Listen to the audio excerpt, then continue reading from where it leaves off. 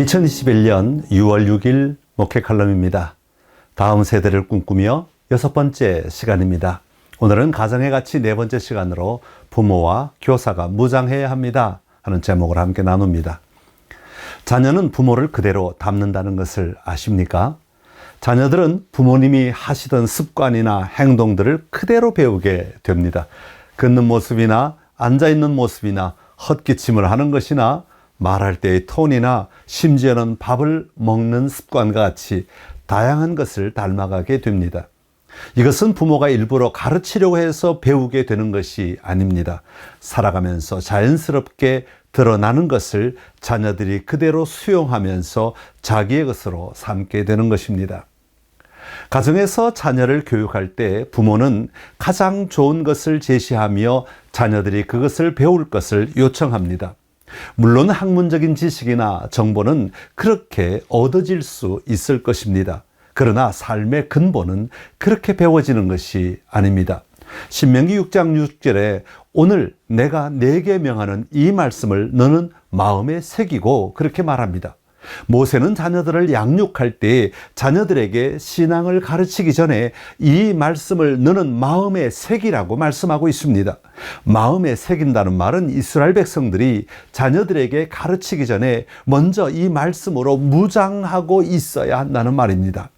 여기서 무장한다는 표현은 단순히 말씀을 많이 알고 있고 많이 외우고 있는 것을 말하는 것이 아닙니다. 마음의 색이라는 말은 내 삶의 모든 행동이나 판단이나 가치의 기준이 되는 우리의 마음을 하나님의 말씀으로 채우라는 것입니다. 하나님의 마음으로 채우라는 것이죠. 하나님의 뜻과 하나님의 의도를 알아 그 방식으로 생각하고 그 방식으로 행동하며 그 방식으로 우리의 삶을 살아가라는 것입니다. 한마디로 내가 먼저 그 말씀의 방식대로 살아가도록 무장하라는 말입니다. 왜 모세는 이스라엘 백성들에게, 다시 말하면 어른 세대가 자녀들에게 말씀을 가르치기 전에 이 말씀을 마음에 새기라고 하겠습니까? 그것은 이 계명을 다음 세대에게 전달하는 방법은, 믿음을 다음 세대에게 전달하는 방법은 앉혀놓고 지식이나 정보를 가르친다고 되는 것이 아니기 때문입니다.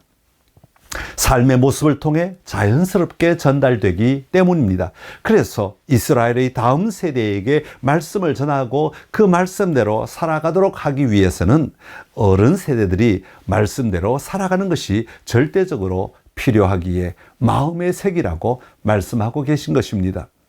믿음의 유산은 성경을 읽게 하기 전에, 믿음의 유산은 기도를 함께 하기 전에 보여주고 살아가는 모습을 통해 이미 유산으로 이어지게 되는 것입니다.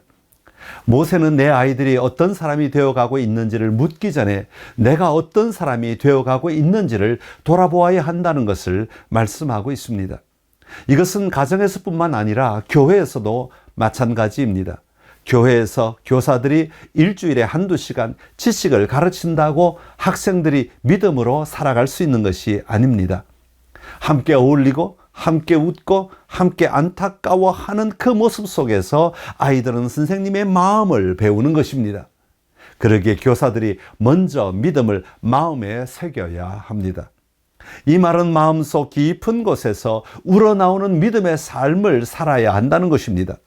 마음속 깊은 곳에서 나오는 단어들, 표정들, 행동들이 진짜 학생들을 가르치는 요소라는 것입니다.